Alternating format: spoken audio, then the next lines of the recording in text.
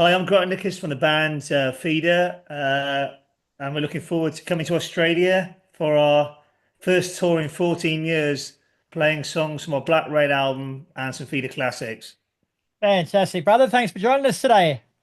It's all right. Thanks for having us. My pleasure. So, as you say, Peter returned to Australia for the first time in 14 years this April for a run of shows starting in Perth on April the 5th. Then you go through Adelaide, Melbourne, and Sydney and finish in Brisbane on April the 11th. So, I guess first up, you got to ask, why have you neglected us for so long, bro? 14 years is a long time.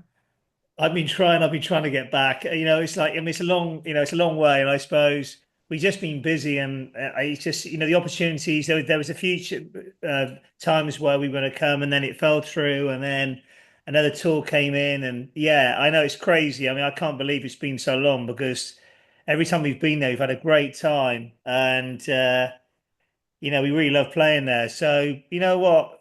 Hopefully it'll make people there come and see us because maybe a few people might have missed us. Who knows? Okay, Colin.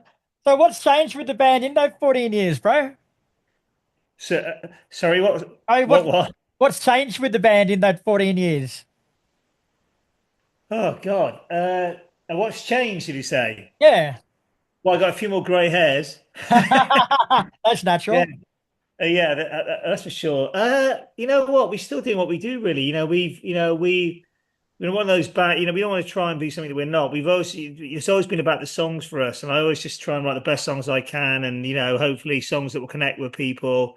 And we do music that we like, and hope whether people like it. I think that's the best way of making music, because otherwise, you're compromising on your art form, or whatever you want to call it. And we've always kind of done it our own way, really, and not really followed the trends. We've always tried to write songs that we feel like could hang around like a few years and be a bit more timeless. And it's hard to do that because there's only one or two that ever really stick and have that longevity. But if you achieve that in a career, I think that's kind of what it's all about. Yeah. So, what are your memories of Australian crowds, mate? We're pretty wild over here. Yeah, lots of beer, lots of yeah, it's fun, rowdy, but friendly. And I love that. They kind of remind me a little bit of the Scottish audiences are a bit like that. Yeah. They really love a drink and they just really sort of have a great time and sort of like celebrate it. And that's my memory of 14 years ago, like playing there. Obviously, we did festivals and we came there before that with Muse, and then yeah, I mean, I've always had a great time there, and it's just a bit more laid back. Yeah. On the flip side of that, bro, what can we expect from you? Like, there's going to be a lot of parents bringing their kids along to sort of see you because back when I was your age, I watched these guys. Like, what can they expect? We're that kind of band now, I think because we've been around since the sort of 92, 93. It's sort of, we're in that kind of group where we have such a diverse audience here that it's almost like, the diehard fans, some people that are into rock, some people into indie rock, and then we've got like the kind of kids that got into us through their mums and dads and through their older brothers and sisters. We've got a bit of a sort of, younger sort of, kind of a student-y sort of skatey following as well. We're very lucky because it's quite difficult to achieve that because you normally just often just have just the same fans coming to your gigs all the time, but somehow we've managed to have brought a bit of a new generation of fans to come and see us. Maybe it's just because kids are like discovering like 90s music a bit now and things like that. Maybe because we've stuck around long enough that we've become more relevant now than we were 10 years ago. Who knows? But yeah, I mean, I'm sure it'll be a bit of a mixture, as you said. And last count, mate, you guys had released 12 studio albums and 43 singles over your career. So, must be a nightmare coming up with a set list, bro. You got that much music. That's what gives me more grey hairs. True. It's really tricky because we want to play new stuff as every band always does, but we also appreciate that a lot of people want to hear those old songs. It's the same for me. If I go and see a band that I love, I want to hear some of those classics as well. And I think you feel a bit shortchanged if you don't get a few of the big hitters. So, we're going to try and, give people like a really good mixture. Obviously, we want to promote the new record. We're really proud of Black Red and the previous one, like Torpedo as well. So we'll be playing some songs from there. We'll probably go back, right to the early stuff and do something from Polythene, and maybe we'll sort of pick a few odd ones from each record. Obviously, we can't play everything because we'll be up there all night, but we're going to try and give people a nice mixture. So, like across between a new album tour and a kind of festival best of set, I guess, would be the best way of how I'm probably thinking that we're going to do it. But we may vary the set a little bit from city to city and see what works the best. Yeah. And the most recent record you released was the double album Blood Red, which you just mentioned. That came out middle of last year, bro. So how was it received?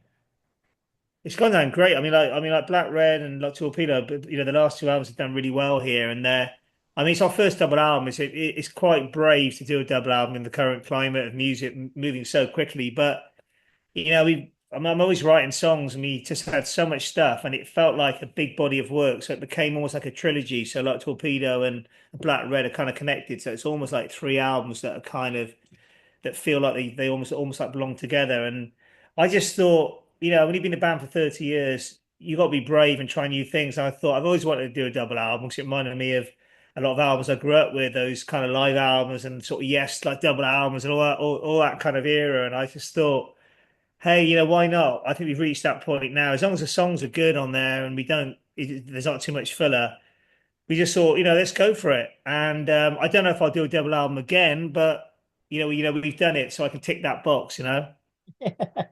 Hey, going back in history a bit, bro, like you started FEEDER back in the mid 1990s. So what was the musical climate like that gave birth to the band, and where did you fit in initially? We didn't. I mean, we started kind of really the idea behind Feeder just before we met Taka was about 92, 93. So we've been around like quite a long time, a lot longer than people realise. It didn't happen overnight for us. We had to work really hard. I mean, finally got a record deal, but the musical climate was here in the UK. It was very much about it was very scene led and very trend led, and it was all like Britpop. And then in America, you had the kind of it was coming out of that whole 80s rock thing, and you had bands like Nirvana and Smashing Pumpkins and bands like that, or Pearl Jams, all kind of starting to get big. So we kind of fitted somewhere between the two, I guess. We're almost like mid-Atlantic, I suppose, if you best way of like describing us, because we're influenced by both UK and US bands. So we didn't really fit in perfectly to what was happening in the UK, but somehow we we managed to build a really good sort of like following. And then each gig we did, more people came, and then eventually record companies started to come and see us. And it went from there really. But it was a lot of hard work and a lot of gigging and doing it the old school way. But we've always done our thing. We are what we are, and we've never really been labeled that much. I think in some ways, maybe it was hard for us because we didn't fit into the trendy scene, but I think it's been the secret of our longevity in some way because like trends come and go, and I think there's only certain bands that come out of those trends that really have long careers. And I think that we've managed to somehow do that, but without it being a hyped band, if that makes any sense to you. Yeah, that's actually the perfect segue to the next question because there has been a lot of musical phases come and go since you guys started, but you've always stuck your own path. Like, were you ever tempted to change with the chimes and sort of, try and rush it through, or are you just happy to stick going the way you were?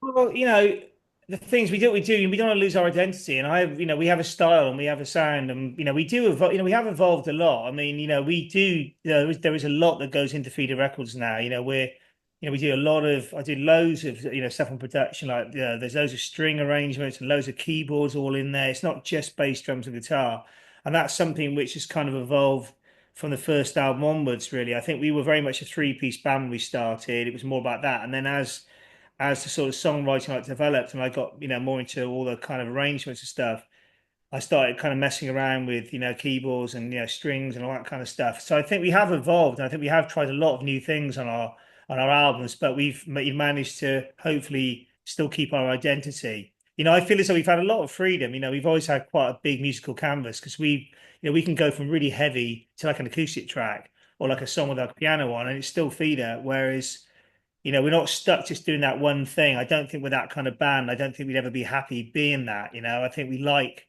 to have that freedom. And, that's what I loved about bands like Led Zeppelin and stuff like that, that they had those, rock and roll songs and songs like Kashmir, but they also had like all those folky acoustic songs and, Stairway to Heaven and things like that.